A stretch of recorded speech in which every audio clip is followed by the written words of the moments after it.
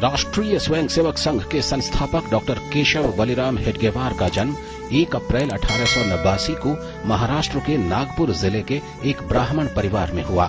Matric परीक्षा करने के बाद हेडगेवार डॉक्टरी की पढ़ाई करने के लिए कोलकाता गए। कोलकाता में हेडगेवार अनुशीलन समिति और युगांधर जैसे संगठनों से जुड़ गए, जहां वो राम प्रसाद बिस्मिल के संपर्क में आए। डॉक्टर हेडगेवार ने केशव चक्रवर्ती के छद्म नाम से काकोरी कांड में भी अहम भूमिका निभाई।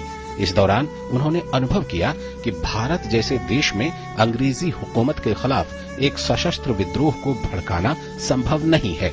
इसीलिए नागपुर वापस लौटने के बाद उनका सशस्त्र आंदोलनों से मोह भंग हो गया और वो समाज सेवा के कार्यों में रम गए।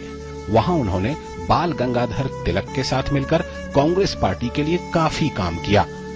1920 में कांग्रेस के नागपुर अधिवेशन के दौरान डॉक्टर हेडगेवार को इसके स्वयंसेवी दल का उपाध्यक्ष नियुक्त किया गया।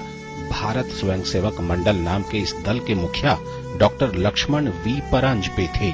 सभी को सेना जैसी पोशाक पहनने का निर्देश दिया गया। इस प्रसंग को आरएसएस की उत्पत्ति की ओर पहला कदम कहा जा सकता है।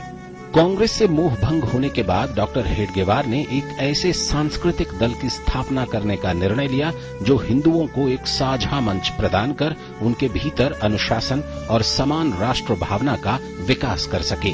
1925 में विजयादशमी के दिन नागपुर के एक छोटे से मैदान में राष्ट्रीय स्वयंसेवक संघ का पहला अधिवेशन हुआ, जिसमें मात्र 5-6 लोगों ने ही हिस्सा लिया।